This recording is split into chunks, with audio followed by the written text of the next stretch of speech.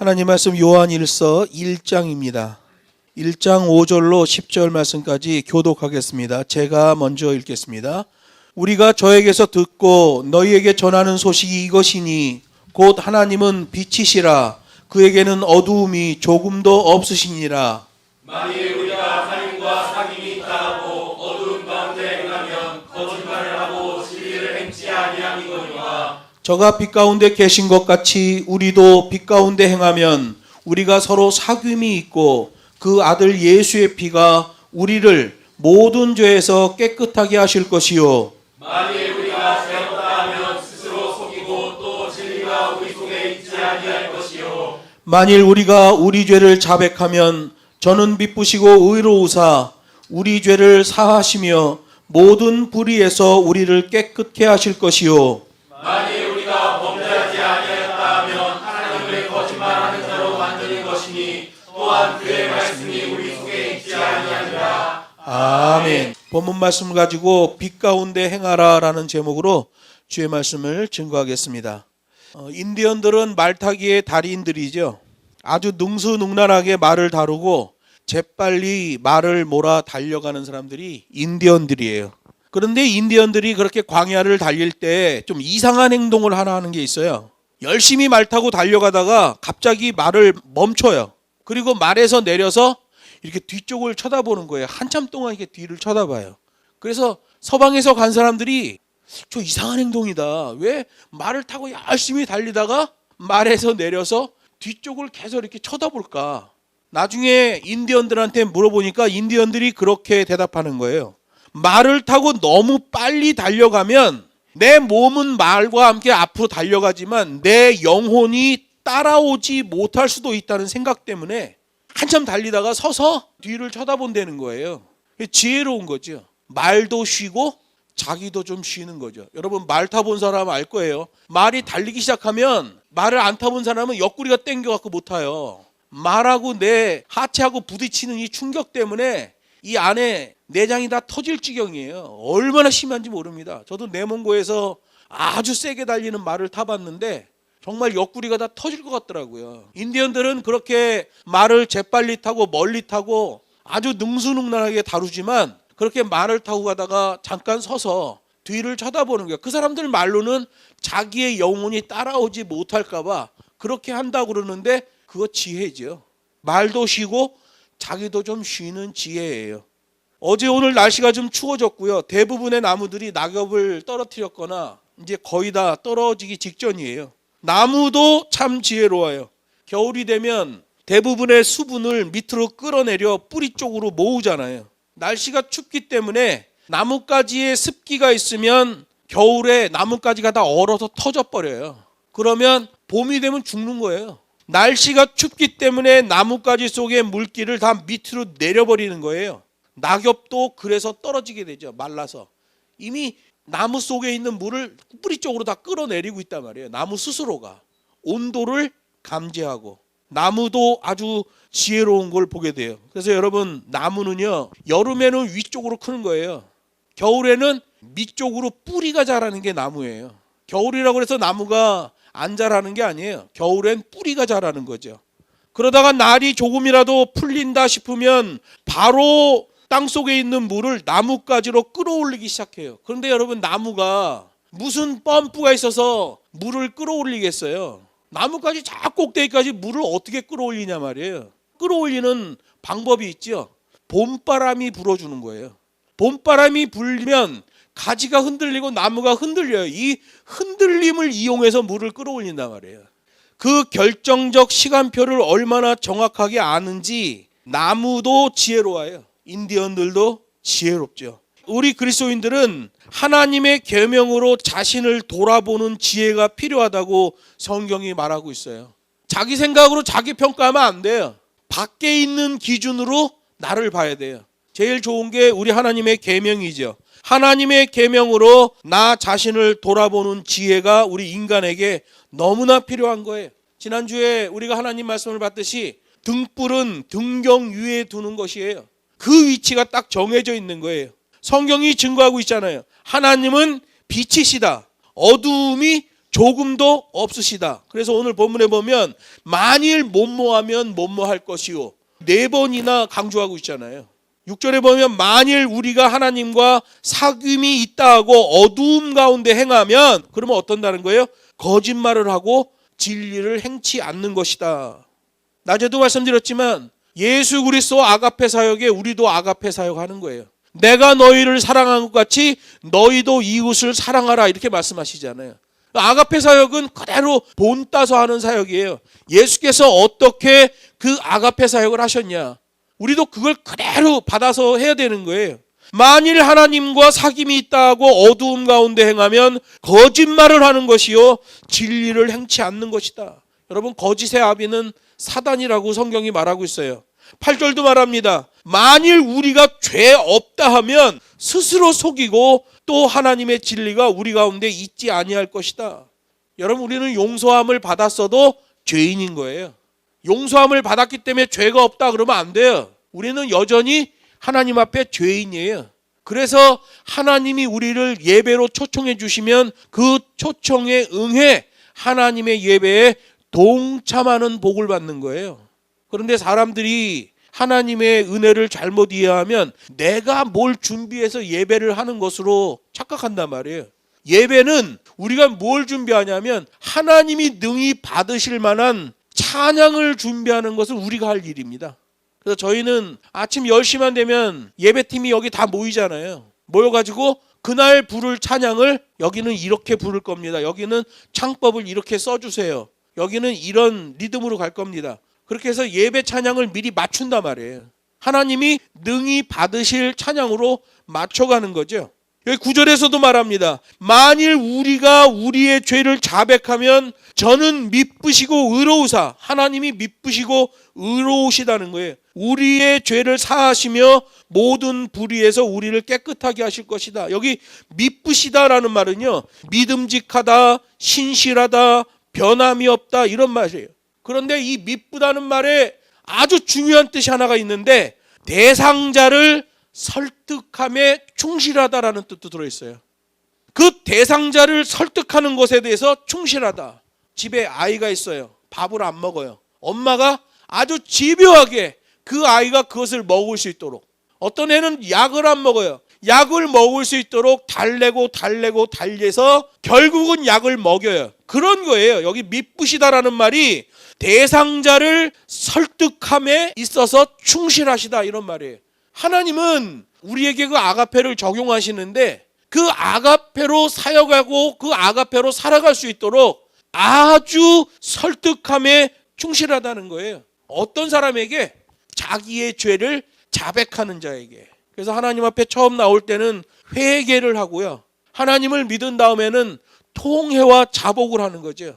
자신의 삶을 돌아보며 하나님 앞에 계속 의존하고 그 흐름으로 갈 때에 하나님은 그 대상자를 설득함에 있어서 충실하신 그 모습을 보여주신다는 거예요. 10절에도 말합니다. 만일 우리가 범죄하지 아니하였다 하면 하나님을 거짓말하는 자로 만드는 것이니 또한 그의 말씀이 우리 속에 계시지 아니한다 이렇게 말씀하고 있어요. 자신이 죄가 없다고, 자신은 범죄하지 않았다고 말하면 그는 하나님을 거짓말하는 자로 만든다는 거예요. 이 전체를 묶어보면 뭐예요? 우리는 죄인입니다 할 때에 하나님 앞에서의 바른 자세가 되는 거예요. 그리고 자기가 죄인이라는 것을 고백하는 자를 하나님은 그 대상자를 설득함에 있어서 아주 충실한 미쁘심을 보여주신다는 거예요. 그래서 여러분 우리가 예배에 나올 때마다 주님 저는 죄인입니다 그러면 돼요. 하나님을 사랑하는 방법이 그거예요. 주님 저는 죄인입니다 하고 오는 거예요. 그래서 복음서에 보면 예수님이 아주 특별하게 칭찬하시고 예수님이 대변해 주는 사람이 있어요. 누구예요? 시장 바닥에서 엎드려서 제대로 기도도 못하고 주님 저는 죄인입니다 라고 말했던 세리, 그 사람을 아주 높게 평가해 주는 것을 보게 돼요. 등대가 빛을 잃으면 암초가 되는 거예요. 세상에서 그리스도인이 사고를 치면 그 악영향이 일파만파예요. 사단의 집중 공격 대상이 우리 그리스도인이에요. 그리스도인은 세상에서 빛으로 살아가야 하는 사람이라고 성경이 말합니다. 빛을 내려면 자기 에너지를 사용해야 돼요. 기본입니다 그게. 하다못해 조그만 양초가 타더라도 이 양초도 자기 에너지를 태워야 돼요. 그러면 빛으로 사는 그리스도인들도 자기 에너지를 태워야 되는데 자기 에너지를 사용하는 방법이 딱 두 가지입니다. 기독교인이 자기 에너지를 발산하고 자기 에너지를 태우는 방법이 딱 두 가지예요. 하나는 비우는 겁니다. 그리고 하나는 버리는 거예요. 욕심을 비우고 자기의 욕망을 버려야 돼요. 그러면 자기 에너지를 사용하게 되는 거죠. 시편 126편에 보면 열매를 거두기 위해서는 울면서라도 씨를 뿌리러 나가야 한다고 말씀하고 있어요. 세상을 불쌍히 여기고 기도하며 눈물 흘리는 기독교인들, 그들은 세상을 비추는 빛이에요. 성경 속의 위대한 신앙인들은 자신이 무엇이 되겠다고 비전을 갖지 않아요. 여러분, 사실 종이 무슨 비전이 있어요. 우리는 하나님의 종이잖아요. 종이 비전을 가지면 큰일 나는 거예요. 종들이 비전을 가지면 어떤 비전을 가질까요? 어떻게 하면 자유로운 몸이 될까라는 생각을 하게 되는 거예요. 종은 비전이 없어요. 성경 속의 위대한 신앙인들을 보면 자신이 무엇이 되겠다라는 비전을 가진 사람이 없어요. 빌립보서 1장 20절에 보면 사도 바울의 간절한 기대와 소망이 기록되어 있습니다. 사도 바울의 간절한 기대와 소망은 이렇게 되어 있어요. 아무 일에든지 부끄럽지 아니하고, 기독교인으로서 하나님의 일꾼으로서 부끄럽지 아니하는 것, 이게 기대와 소망이에요. 그리고 또 말해요.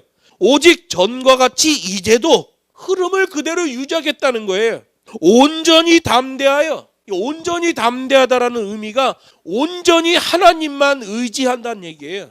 살든지 죽든지 내 몸에서 그리스도가 존귀하게 되는 것이다. 이렇게 자기의 간절한 소망과 기대를 말합니다. 내 몸에서 그리스도가 존귀하게 되는 게 뭐예요? 이거 쉽게 얘기하면 자세의 믿음이 나와지는 거예요. 순종하는 자세의 믿음이 내 몸 가운데서 나와지면 그리스도를 존귀하게 여기게 되는 거죠. 사도 바울은 그 비전을 따라서 예수님을 존귀하게 할 수 있는 일이라면 무슨 일이든지 마다하지 않았어요. 그 법과 식대로 실천했단 말이에요. 사도 바울은 자기가 집 짓는 기술이 있어가지고 장막 짓는 기술로 집을 지어가면서 사역했어요. 요즘 어떤 목사들은 사도 바울도 이중직이었지 않습니까? 막 말하는 사람이 있어. 확 그냥 막 그냥.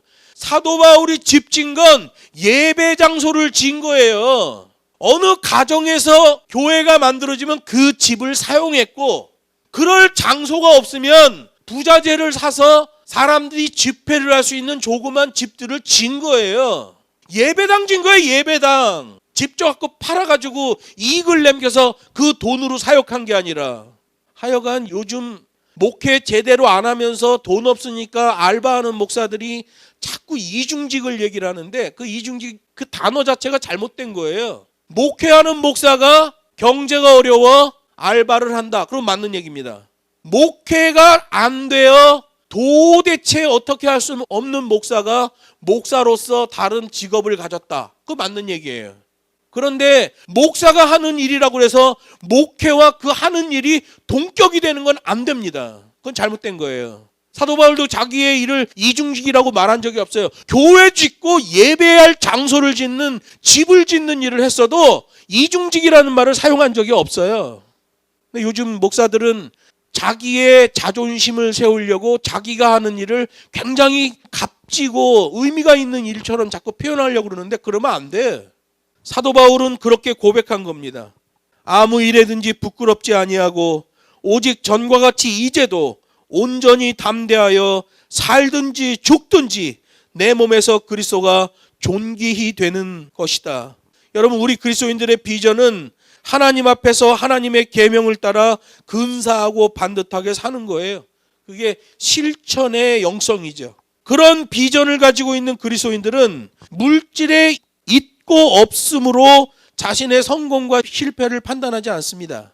반듯한 비전을 가진 그리스도인들은 직책의 높고 낮음으로 자신의 성공과 실패를 판단하지 않아요. 우리 그리스도인들이 하나님 앞에서 어떻게 살 것인가라는 게 정해지면 무엇이 될 것인가는 하나님의 경륜과 섭리 가운데서 이루어지는 거예요. 복음적 영향력이 있는 삶. 그래서 여러분, 우리가 하나님 앞에서 어떻게 살 것인가를 결정했으면 무엇이 될 것인가는 하나님의 섭리 가운데서 하나님이 이루어 주시게 돼 있어요. 그렇게 세상적으로 보면 출세한 것 같지 않은데도 반짝반짝 빛나는 사람으로 살아가게 하시는 걸 보게 돼요. 하나님은 우리 그리스도인들이 세상의 등불이 되기 위하여 세상의 권력을 가져야 한다고 말씀하지 않으셨어요. 하나님의 나라를 확장해야 되는 그런 사명을 우리들이 가지고 있는데, 그러기 위하여 부자가 되어야 된다고 말씀하시지도 않으셨어요. 여러분, 부자가 되려고 할 때는 사단의 미끼를 조심해야 됩니다. 미끼인지 먹이인지를 잘 구별해야 돼요. 먹이인 줄 알고 탁 물었다가 미끼가 된 사람들이 얼마나 많아요. 먹이인지 미끼인지를 구별할 줄 알아야 돼요. 그게 아무리 많은 이익이 있더라도 하나님의 말씀에 비치고 아니면 그거 내려놔야 돼요. 그거 굉장히 리스크가 강한 것 같은데 하나님 말씀에서 그거 붙들려고 그러면 그거 붙드는 거예요. 그러면 그 다음에는 하나님의 경륜과 하나님의 섭리 가운데서 이루어 가시는 거예요. 우리 기독교인들은 자기가 어떻게 살 것인가를 결정하면 그 다음에 무엇이 될 것인가는 하나님의 경륜과 섭리 가운데서 그걸 이루어 주셔요. 아가페 한 동작이란 말이에요. 하나님의 나라를 위해서 필요한 사람은 기도의 사람이라고 성경이 말씀해요. 우리 하나님은 미쁘시도록 일관성 있는 설득에 충실하신 하나님이기 때문에 그래요. 그래서 신실하신 하나님이라고 그러잖아요. 신실이라는 단어는 하나님에게만 사용할 수 있어요. 시작과 끝 전체가 변함이 없으신 하나님 할 때 신실하신 하나님이에요. 하나님은 시작부터 끝까지 절대로 안 변하신 하나님이에요. 그래서 신실하신 하나님이에요. 기도의 사람은 세상에서 하나님의 능력을 받아 세상을 변화시킬 수 있는 힘을 가지게 돼요. 하나님은 그리스도인들이 받은 달란트대로 일하는 것을 원하셔요. 부자든 권력자든 전문가든 평범한 사람이든 모두 하나님께 기도하는 사람이 되기를 우리 하나님이 원하신단 말이에요. 하나님의 명령으로 되어 있어요. 항상 기뻐하라, 쉬지 말고 기도하라, 범사에 감사하라. 모두 하나님께 기도하라고 하셨어요. 여기 모두라는 게 전체를 말하는 게 아니에요. 추종성 아가페, 그 아가페 한 동작으로 살아야 된다는 말씀을 그렇게 하신 거죠. 그렇게 하면 하나님이 그 사람과 함께 일하시겠다고 성경에 말씀하셨어요. 기도의 내용에 따라 다르게 사용하시는 하나님을 기억해야 돼요. 하나님의 일을 할 때는 비교급 없는 최대치로 가라는 거예요. 내가 몇 단계 내 능력이 얼마큼 있더라도 그 상황에서 하나님 앞에 최대치로 쓰임받는 게 중요한 거예요. 하나님은 그 사람에 따라 일하시는데 기도의 내용에 따라 각각 다르게 사용하는 하나님이라는 사실을 기억해야 돼요. 역사상 하나님께 귀하게 쓰임받은 사람들을 보면 타인을 위해 기도하는 사람들이에요. 특별히 복음을 모르고 죽어가는 사람들, 복음을 모르고 고통받는 사람들을 위해서 기도해야 돼요. 모세 보세요. 여호수아, 다윗, 다니엘, 모르드게, 에스더, 느헤미야 같은 여러 성경의 위인들을 보세요. 다 타인을 위해서 기도하는 사람이에요. 특히 욥을 보세요. 욥이 얼마나 인생이 곤란합니까? 정말 죽을 맛이죠. 그런데 욥기 42장에 가면 욥의 상황이 완전히 반전되는 계기가 나와요. 그게 뭐예요? 욥을 그렇게 괴롭히던 친구들, 그 친구들한테 원망하고 욕할 수도 있는데 욕하지 않아요. 그 친구들을 위하여 기도해요. 그래서 욥이 그 벗들을 위하여 기도함에 하나님이 욥의 상황을 반전시키시고 이전 것보다 갑절을 주셨다라고 성경이 증거하고 있어요. 타인을 위해서 기도하는 사람, 그 사람이 하나님이 귀하게 쓰시는 사람이죠. 여러분, 눈물에 기도도 하고 복음적 비전을 가진 사람의 특징은 하나님의 계명으로 자기를 돌아보는 자세가 나온다는 거예요. 그게 중요한 겁니다. 그래서 우리가 사역하면서 정말 많은 기독교인들, 정말 많은 사역자들을 보는데, 제가 선교지에서도 정말 많은 선교사들을 만나는데 항상 그거 봐요. 하나님의 계명으로 자신을 돌아보는 자인가. 그래서 그 사람이 하는 말, 그 사람이 하는 생각, 그 사람이 하는 행동들을 잘 파악합니다. 눈물의 기도가 있고 복음적 비전이 있는 사람들은 반드시 하나님의 계명으로 자기를 돌아보는 자세가 나오기 때문에 그래요. 그러면 우리는 어디에 속한 사람입니까? 백두대간 순회 기도를 하면서 제일 많이 부르는 찬양이 이 찬양이에요. 내 주의 보혈은 정하고 정하다. 내 죄를 정케 하신 주 날 오라 하신다.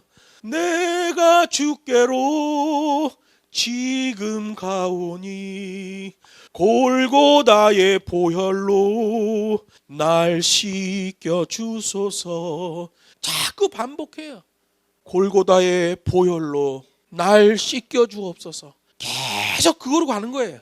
백두대간 그 많은 고갯길을 넘으며 이 찬양만 부르면 눈물이 나는 거예요. 심령이 평안해지고 부질없는 악한 생각들이 다 물러가는 거예요. 그리고 이 찬양하면서 백두대간을 돌다 보면 하나님이 앞으로 되어질 일들도 좀 언뜻 보여주는 게 있어요. 그리고 가져간 기도 제목들에 하나님이 어떻게 응답하실 것인지도 보여주셔요. 뭐 찬양을 몇십 곡을 준비해 가는 게 아니에요. 내 주의 보혈은 정하고 정하다.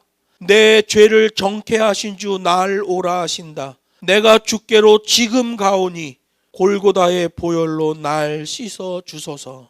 저는 예수 십자가만 나오면 눈물이 흐르는 그런 사람으로 살고 싶어요. 어떤 상황이 와도 그 십자가 구원의 진리에서 발 빼지 않고 살든지 죽든지 내 몸에서 그리스도가 존귀히 되게 하기 위하여 비교급 없는 최대치로 살아가고 싶어요. 하늘에 속한 사람은 거침이 없는 비전을 가진 사람이에요. 요한일서 2장 17절에 보면 이 세상도 그 정욕도 지나가되 오직 하나님의 뜻을 행하는 이는 영원히 거하느니라 이렇게 말씀하셔요. 이게 거침없는 비전이에요. 오직 하나님의 뜻을 행하는 사람, 오직 하나님을 추종하는 사람, 오직 하나님께 순종하는 사람, 그 아가페 한동작하는 사람, 양방향 통신이 되어지는 사람, 그 사람은 영원히 거하게 된다는 거예요. 어디에? 하나님 계신 그 천국에. 울면서 밭으로 나아가고 울면서 씨를 뿌리고 울면서 밭을 가꾸어내고 울면서 충성의 열매를 거두는 그리스도인들. 우리 그리스도인들은 항상 우는 자들이에요.